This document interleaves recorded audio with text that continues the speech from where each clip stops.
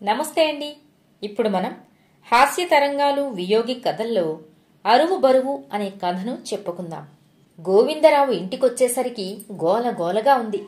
పిల్ల రాక్షసులు అంతా ఎగిరి గంతులేస్తున్నారు. వారి మధ్య గాయత్రి ఆనందంగా కేరింతలు కొడుతున్నది. ఇల్లు సినిమా హాల్లాగా డిజిటల్ సౌండ్తో మోగిపోతుంది. హాల్లోకి తొంగి చూసిన గోవిందరావు గుండె గుబగుబలాడింది. ఎదురుగా పెద్ద టీవీ స్క్రీన్ మీద పిల్లల కార్టూన్ చిత్రం నడుస్తున్నది. సదరు కార్టూన్ చిత్రం గురించి గోవిందరావు వర్రీ కాలేదు, కాని కంటికి నదరుగా కనిపిస్తున్న పెద్ద టీవీ గురించే. పొద్దున ఆఫీసుకు వెళ్లే ముందు మామూలు 32 అంగుళాల టీవీనే చూశాడు. దాని స్థానంలో ఇప్పుడు బేజాంటిక్ టీవీ ఉంది. గాయత్రి, ఏంటిది? ఉన్నట్లుండి టీవీ పెద్దది ఎలా అయింది అని అడిగాడు. అది అవలేదు సారు, దాన్ని పంపించి దీన్ని తెచ్చాను నింపాదిగా చెప్పింది గాయత్రి. నీ మొహం మండా, ఆ టీవీ కొని 2 సంవత్సరాలు కూడా కాలేదు కదా, ఇంతలో ఇంకోటి కావలసి వచ్చిందా? నా కర్మ, తల బాదుకున్నాడు గోవిందరావు. ఏవండి, లోకం పరిగెడుతుంది, ఎలక్ట్రానిక్ రంగం గెంతుతుంది. మన టీవీ ఎప్పుడో అవుట్డేట్ అయిపోయింది. కొత్త రకం టీవీలు కొత్త కొత్తగా వస్తున్నాయి, ఎంజాయ్ చేద్దాం పెద్ద ఆరిందాలా చెప్పింది గాయత్రి. నీ దుంపతెగ, షాపువాడు ఏమన్నా దీన్ని ఊరికే ఇచ్చేడుటే అన్నాడు. వాడేమన్నా మీలాగా వాజమ్మా అలా ఇవ్వడానికి? మన పాత టీవీని 6,000కు తీసుకుని బ్యాలెన్స్ కట్టించుకొని ఈ కొత్తదాన్ని ఇచ్చాడు. చూసారా ఎంత బాగుందో, అచ్చం సినిమా హాల్లో సినిమా చూస్తున్నట్లుంది అని మురిసిపోతూ చెప్పింది గాయత్రి. గోవిందరావుకు మతిపోయింది. 2 సంవత్సరాల క్రిందట 30,000కు కొన్న టీవీని ఇప్పుడు 6,000కు అప్పనంగా అమ్మి ఘనకార్యం చేసినట్లు మాట్లాడుతున్నది భార్యామణి. ఈ కొత్త మొహానికి ఎంత తగలేసిందో, అసలు దీని దగ్గర అన్ని డబ్బులు ఎక్కడి నుండి వచ్చాయి? ఏ నెల జీతం ఆ నెలకు హారతి కర్పూరంలో అయిపోతుంది కదా.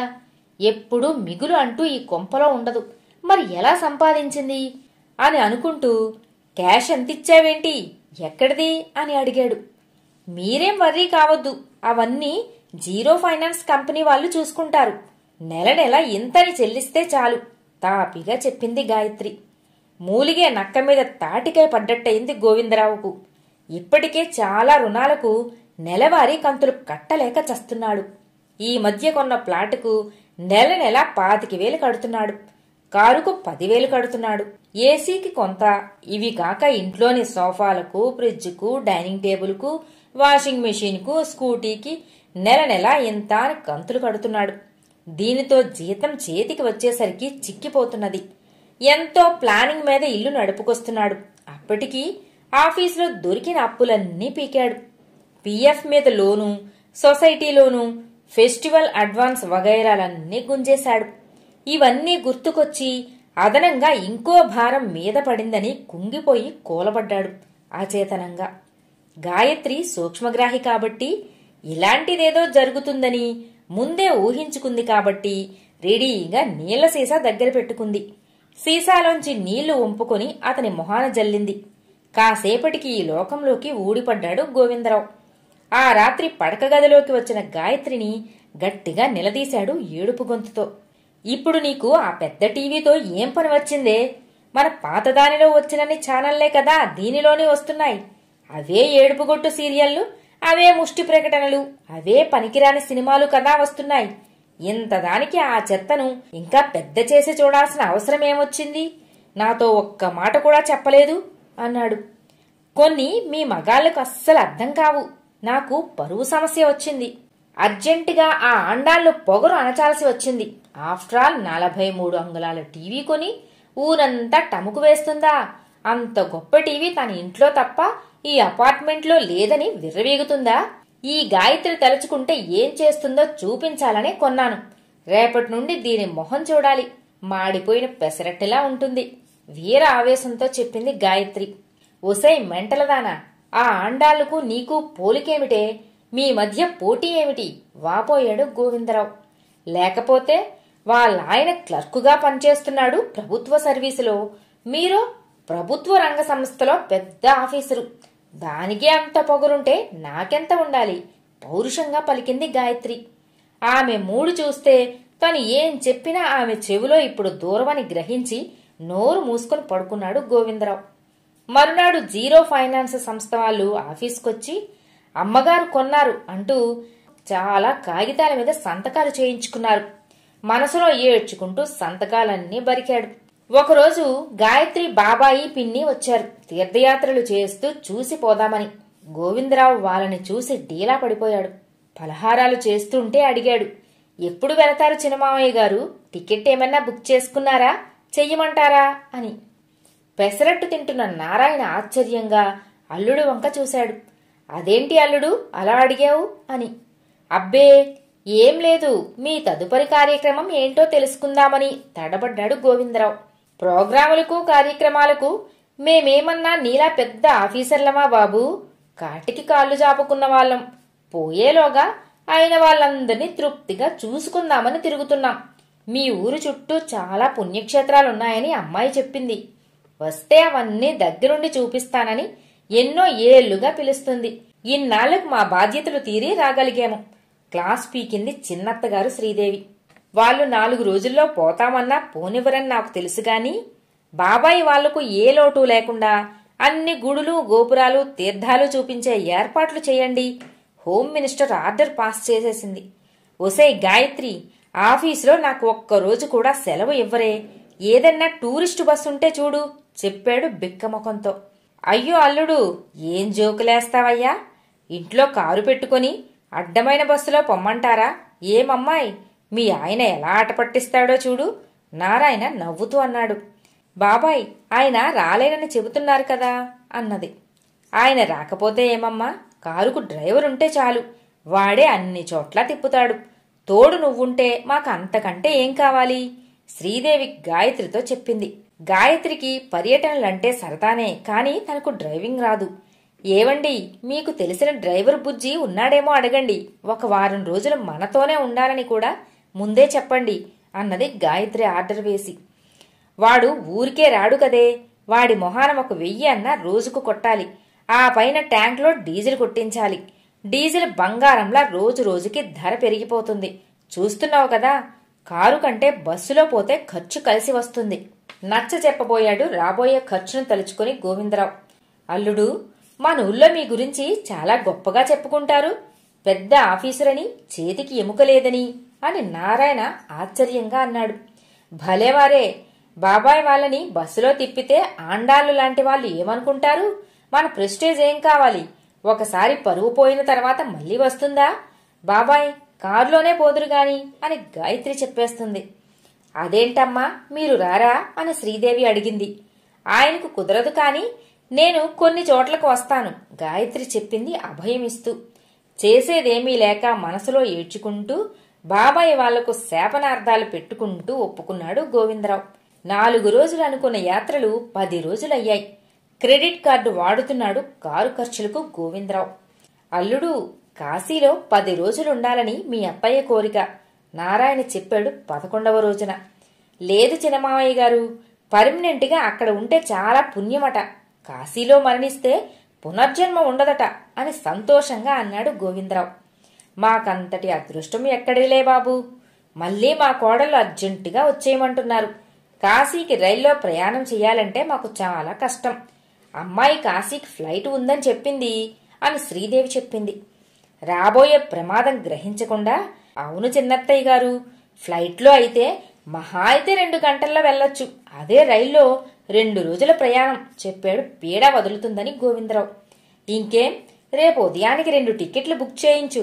నీ పుణ్యమా అని విమానం కూడా ఎక్కుతాం అన్నాడు నారాయణ కులాసాగా. గోవిందరావు కంగుతిని పెళ్ళాం వంక చూశాడు కిం కర్తవ్యమని. పర్లేదులేండి, క్రెడిట్ కార్డు ఉందిగా, ఆన్లైన్లో బుక్ చేయిస్తాను అంది గాయత్రి దర్పంగా సమస్యను పరిష్కరించేసినట్లు. ఓసే మెంటల్ దానా, క్రెడిట్ కార్డు అయినా క్యాషేనే, వెంటనే చెల్లించకపోతే కొంపలంటుకుంటాయి అని మనసులో తిట్టుకున్నాడు గోవిందరావు. రాక వచ్చారని గాయత్రి షాపుకు పోయి బాబాయి పిన్నికి మంచి బట్టలు తమ స్టేటస్ కు తగ్గట్టు కొని తెచ్చిచ్చింది. ఆ ముసలి దంపతులు కలకాలం బాగుండాలని ఆశీర్వదించారు. మరునాడు వాళ్ళని కారులో ఎయిర్పోర్టుకు పంపించాడు గాయత్రిని తోడిచ్చి. గుండెల నిండా ఊపిరి పీల్చుకున్నాడు. చేతి చమురు ఎంత వదిలింది అని లెక్కలు వేసుకుంటే అది 30,000 దాటింది. తిరిగి వచ్చిన గాయత్రి ఆండాలి ఇంటికి పని కట్టుకుని పోయి తను బాబాయి పిన్నెల గురించి తీసుకున్న శ్రద్ధ, మర్యాదలు, తమ దాతృత్వము కథలు కథలుగా వర్ణించి చెప్పింది. ఆండాళ్ళు నోరు తెరుచుకుని వింటూ ఉండిపోయింది.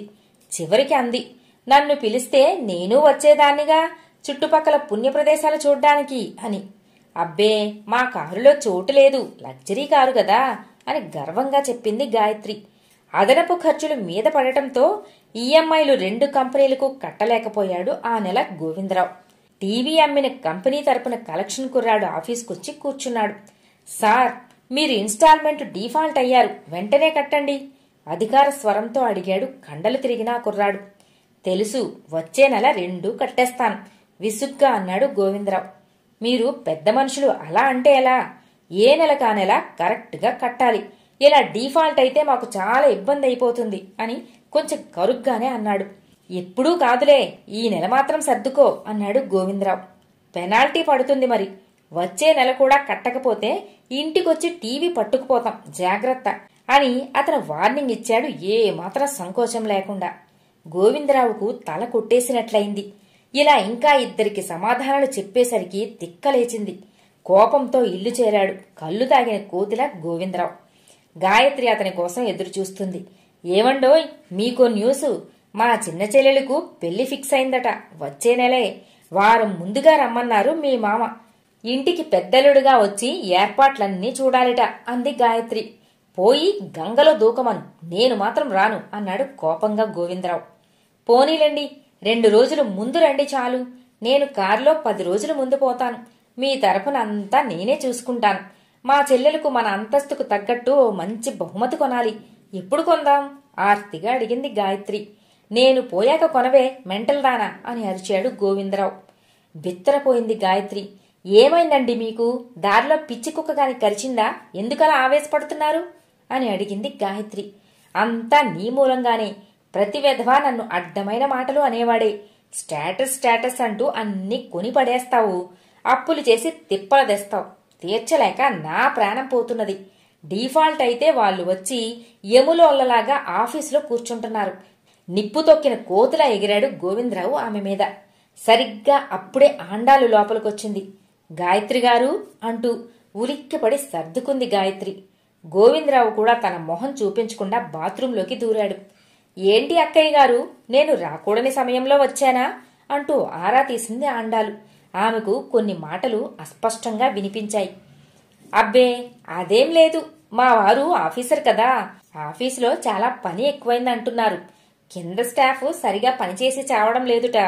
అంతా తన నెత్తిమీదే పడుతున్నదట. ఇంతకీ ఏంటి విశేషం అని అడిగింది. రేపు మా మాధవి బర్త్డే, 3వ బర్త్డే. మా ఆయన ఆఫీస్ స్టాఫ్ గ్రాండ్గా చెయ్యమని పట్టుబట్టారు. అందుకని స్టార్ హోటల్లో ఏర్పాటు చేశాం. రేపు రాత్రికి అందరికీ భోజనాలు. ప్లేటు 1500 తెలుసా? అందుకే విఐపీలను మాత్రమే పిలుస్తున్నాం. అయినా సరే ఓ 50 మంది దాకా తేలేరు. బావుగారిని తీసుకుని తప్పకుండా రావాలి, మర్చిపోవద్దే. మీరు బహుమతులు ఏమీ పట్టుకురావద్దు అంటూ చెప్పి వెళ్లిపోయింది ఆండాళ్ళు. అంటే ఖచ్చితంగా బహుమతి తీసుకురమ్మని అర్థం అని గ్రహించింది గాయత్రి. బాత్రూం నుండి బయటకొచ్చిన భర్తను దులిపింది. ఆండాళ్ళు వాళ్ళ ఆయన గుమస్తానే, కాని వాళ్ళ పాప బర్త్డేకు 1,00,000 రూపాయలు ఖర్చు పెడుతున్నాడు. మీరు ఉన్నారు ఎందుకు? పేరుకు ఆఫీసరు, కాని పైసా పైసాకు గింజుకుంటారు. దానికి గోవిందరావు, ఒసేయ్, ఆండాళ్ళు మొగుడు పనిచేసే సీటు మహిమ నీకు తెలియదు. వాడికి ఆమ్యామ్యాలు దండిగా వస్తాయి. మాకు పైసా పై ఆదాయం ఉండదు. వచ్చిన దాంట్లోనే సర్దుకోవాలి. అంతేకాని పులిని చూసి నక్క వాతలు పెట్టుకున్నట్లు ఆండాళ్ళు లాంటి వాళ్లతో పోల్చుకొని గొప్పకపోతే చేతికి చిప్ప వస్తుంది. చివరికి గోవిందరావు పరిస్థితి గోవింద అంటూ తిరుపతికి పోతుంది. ఇప్పటి అప్పులు ఊబిలోంచి బయటపడాలంటే నాకున్న స్థలం ఏదో ఒకటి అమ్మాలి. అవి పిల్లల కాలేజీ చదువుల కోసం దాచుకున్నవి. ఇంకనన్నా పోలికలు పోల్చుకోవడం మానేసి ఉన్న దాంట్లో బ్రతుకు అంటూ బోధ చేశాడు గోవిందరావు శ్రీమతికి బాధపడుతూ. కథ సమాప్తం.